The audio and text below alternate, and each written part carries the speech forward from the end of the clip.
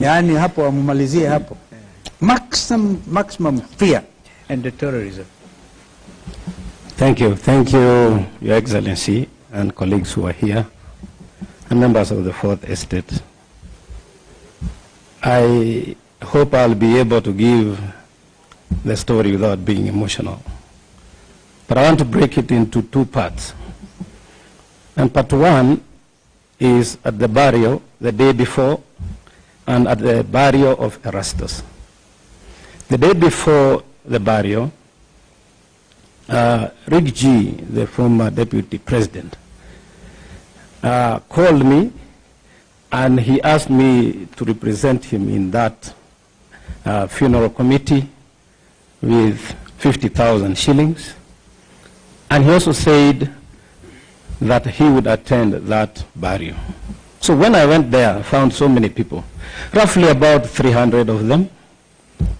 And when I spoke to them, because they gathered, I spoke about what Rigiji had told me, pole, kwa familia, and then I've also brought my pole. And then I told them, for what Rigiji is doing in our community or our area, I would be pleased if Rigiji himself, Stephen Kalonzo Musyoka, who is here, somebody like Matiang'i, our brother Eugene, and the rest of them, would join hands and liberate this country from what we are going through.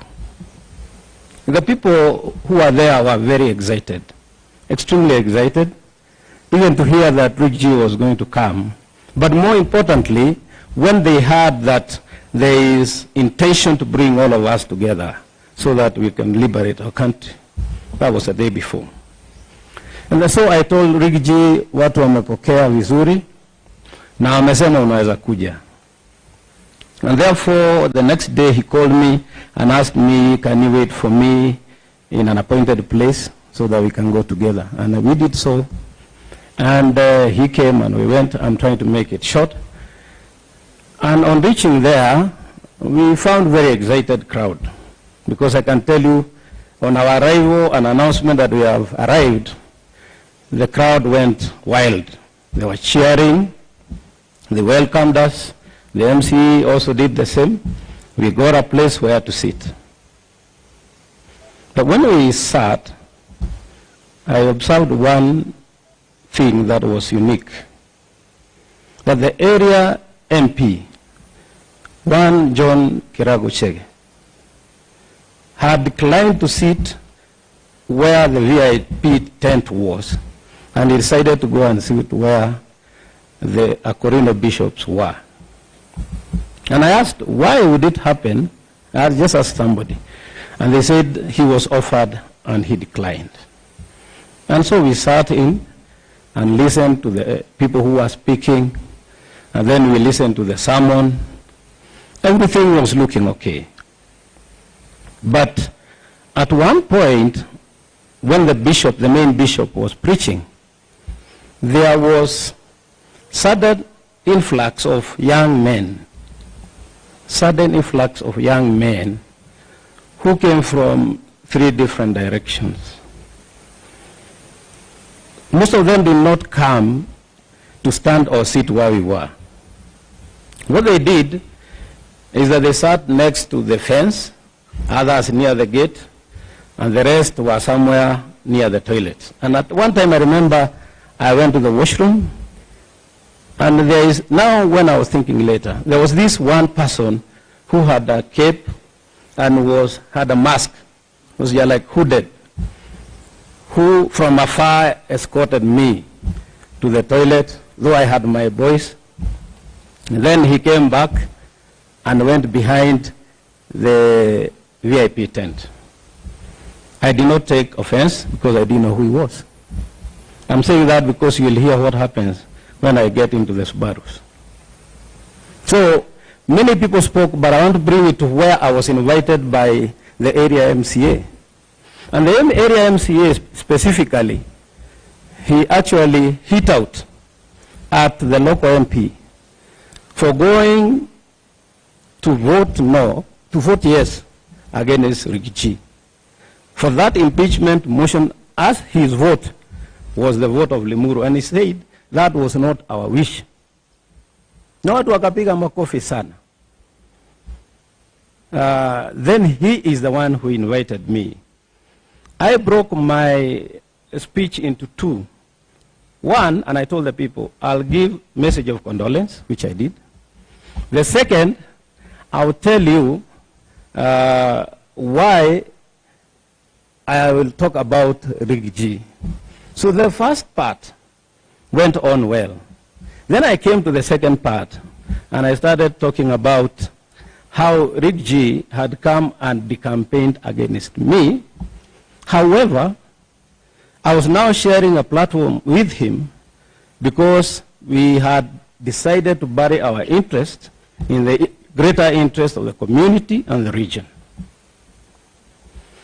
And as I started talking about Rigathi, there was a huge surge of youth who came specifically to the VIP tent. And I noted that VIP tent was like a target. So I was picking and looking at them and trying to bring peace, telling them I'm peaceful, everybody who is here is peaceful. And they said, don't tell us about Rigathi. We would have voted for you, but he told us not to vote for you. I told them, that's fine. Even me, I would even probably not speak to him. But now that we have a common problem, we need to move together. They now started shouting back, said, no, we are not going to allow it. The first person to shout that, I told him, just relax. I explained, then you tell me whether what I've said is okay. But another person, a second one, shouted back that that event was somebody who pulled out the support of the tent. In that tent, I'm seeing now, when I saw the tent was collapsing on him, I kind of stopped because I wondered, where am I going? A visitor is almost going down with the tent. But they pushed me out. Some of them are here. And of course, Rigathi had his own security. They took him to the car, and hell broke loose. They ran after us. And I want to make this clear that they had intentions. Because for the first time, I ran frantically for 2 kilometers. You look like a marathon. And what still is because it was downhill. So by the time I got where I was going, my knees were aching. Yeah, it's not a laughing matter, but we can laugh about it. And then at one time again we got onto the road, and then we saw those guys coming. Then they said, my guys told me, you know, those guys are carrying machetes, they are carrying pangas. Some of them have got these nut rungus. So the best thing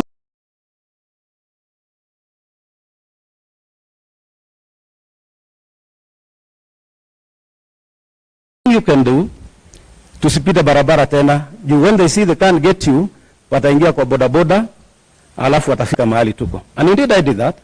And therefore we got into one of the houses. I want to believe he's a cousin of Baba Yao, because he so introduced himself. And when we got there, he told us, you are not going to pass through the actual path. Mutapitia kwa majani, mutapitia kwa mahindi, na mutapitia kwa napier grass, and into the forest so that they don't see you. Can you take off of harm that was going to be? So we took off, and we ended up in some road, and one of my PAs, then I told him, now that we are here, what do we do? I cannot go to walking to the main road. I don't know what will happen. So he said, we'll ask for a taxi. And he asked for a taxi. And this taxi came, it was very near the main road. And because I knew those guys probably would come to the shopping center of Bibirioni, I decided then I'll tell the taxi to drive me away towards Naivasha, and wherever I'll be, probably I'll look for a vehicle means to get home, and that's what they did. In the meantime, I was trying to call my guys. My driver was not picking, but at least one of the guys picked and he said he's okay. Vehicles have been hammered, but where we end up to, you just go, we will see what to do. So me, I took off on the way towards flyover. There's a center called Flyover. And we were in that taxi. There are two Subarus. One black came in front. One green was at the back. But the one that came in front just stopped askew in front of us. And then this other one, when we checked, it was just almost knocking the bumper of the taxi. So two guys came from the front one. They opened the rear door. I was seated with the area MCA. I had my phone, and I'm saying that because the area MCA's phone had fallen off. Nilikuwa namuuliza, where is it? He said, I cannot trace it. Tukapiga ikawa inalia lakini haichukuli. Akaniambia imeanguka huko kwa kiwanja. Sasa yangu nilikuwa naye. And when they took us into the first vehicle, a few meters, like 100, they stopped again. Both of them very close range. And they pulled him out into the rear car. And then a guy came from behind and I was sandwiched. Mark you. All these guys were hooded. And I said this because Palembele, I spoke about somebody who was hooded in the barrio. And now, these guys who are inside the Subaru, all of them, including the driver, are hooded. They have a mask. And they have, one had a cape and the others had, I think, baklava. Now, one of the things I was told is lazima utatii na utakaa hapo na tukikuuliza, I'm saying this because they were speaking in Swahili, na tukikuuliza kitu ujibu. Umesikia? The only time I was allowed to check sideways, because later they told me usiangalie kando, uangalie mbele, is only when they asked, unaona hii ni nini? Na pande hiyo ingine ni nini? Those were shotguns. I've been a chairman of security, I know them. Now, one of the significant things is, nimeona they have shotguns. The numbers, the vehicles don't have number plates. And the guy in front has a walkie-talkie. So my conclusion was, who would be like this, driving a vehicle like this? Having seen what Gen Z was going through, nikajua I am in for it. And so I said I will answer. And the long and short of it, the questions were telling. One question I was asked immediately is whether I love myself. And I said yes. The second thing they asked is, do you have a wife? And I said yes. Do you love her? And I said yes. Tunaenda tu. Do you have children? Yes. How many? Nikawambia I have 4 children. 2 boys, 2 girls. Nikaenda kueleza, you are talking too much. You must answer after you are asked a question. So nikasema ndio saa. And therefore they asked, do you have these children? Yes. Wanafanya kazi? Ndio. Unawapenda? Ndio. Haya. Then they kept quiet. Tukafika kwa that place called Flyover. They took the road towards, I think it goes to Thika. And it passes through some forest. Wakanyamaza, that road is rough. And those guys can drive very roughly. Nilikuwa nasikia pupupu unagonga tu. And you know now, since they are holding their shotguns here, ikitingika hivi unasikia ni kama you have been shot. So I'm saying my last prayers anyway. You don't know what is happening. And tukafika mahali kuna msitu na kuna stinging nettles. In Kikuyu we call it thafai. I don't know whether that's the right word. Yes. So when we reached there, one of them asked, hapa ni sawa? Akasema hapana. The other one said no. Tukaenda kidogo, wanaingia kwa msitu. Na hapa? Hapana. Can tell me which road. I think it goes towards that hospital, Kijabi or something. Yes. And they got they stopped at some forest. And then hata mmoja alitoka hapo. Kaulizwa hapo ni sawa? Akasema hapa ni sawa. Mimi nikasema now that is it. I'm done. At that point, jamaa karudi, akasema hebu niambie, wewe uko na Twitter account? Nikamwambia ndio. Nani anakuandikia hiyo Twitter account? Nikasema ni mimi, I do it. Ni vitu gani unaandika hapo? Nikamwambia naandika zile vitu na okota kutoka kwa group na vile Kenya kunaendelea, kama kuna shida naandika. Kwa hivyo wewe ndio unajua sana. Nikamwambia hapana, ukiangalia zile vitu nimeandika zote ni zile watu wengine wanasema.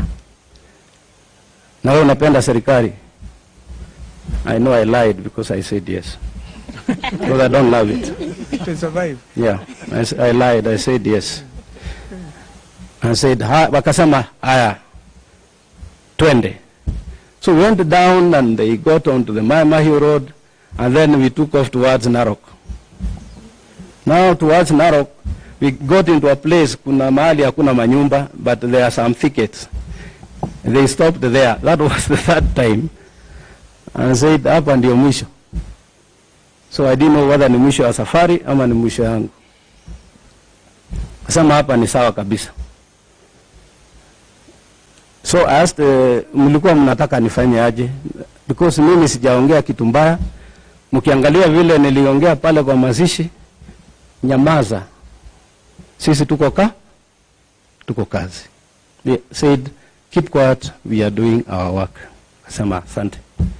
Even bad things wakisema nasema asante. Then all of a sudden tena wakapinduka. And from that point towards Mwathi, there was intense discussion between them and somebody. Ule alikuwa mbele ndio alikuwa anauliza wanasema kilo Charlie Bravo something, vitu kama hizo. I know it's some coded word and mostly used by police. Now having been a chair of security, I know that. And maybe other people they use. But now I'm convinced that hizi magari hasina namba, watu wako na guns, wamejihud na wanaongea kilo Charlie, and I saw what happened to the agency. Then I knew I was obviously with those kind of people who are molesting peace-loving Kenyans just to stifle democracy. And so they took off talking, very coded, extremely coded language. Na wakaja towards Nairobi, branched off. In fact, kuna mahali walipitia wrong side, pale ndio waingie Southern Bypass. And they got into Southern Bypass. They started driving slowly. There was a conversation that was intense with the coded words. And then they said, unajua tunaweza kukua. Now, when they said this, and I knew that road goes towards Ngong Forest, I knew my life is over. Nikasema ndio, but hakuna kitu kibaya mimi nimefanya. Na hakuna mtu nimetusi.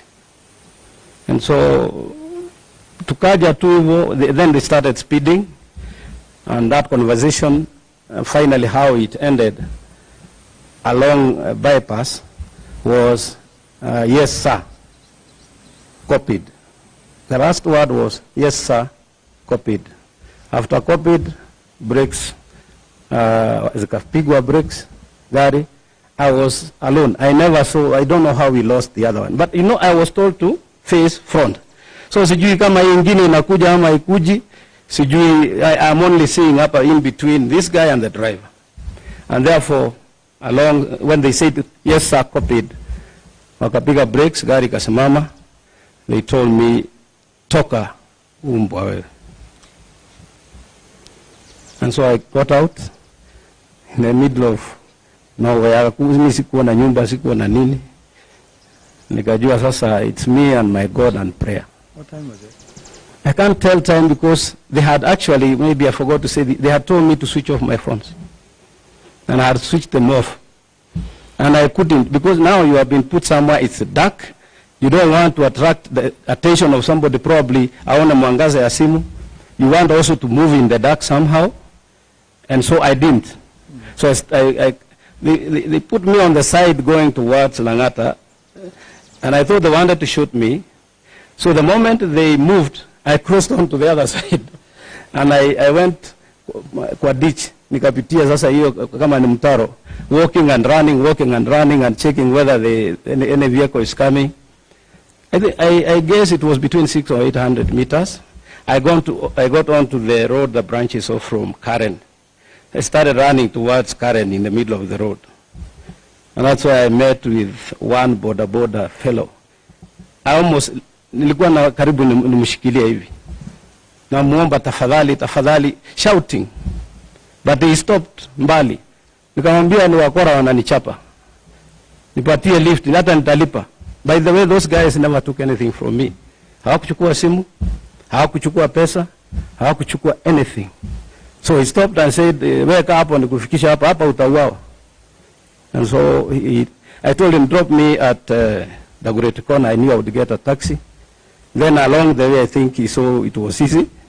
Nikamwambia nimedropiwa hapo na wakora na nilijua hapo ni pabaya. Akaniambia anaenda Kilimani. Nikamwambia drop me there at Kilimani. So at Kilimani I picked a cab which took me home. Na nikamwambia kijana wangu, you go pay for me the taxi. At least we have evidence that is what has brought me. That is how it was. Thank you. I guess that is very clear, and you can now see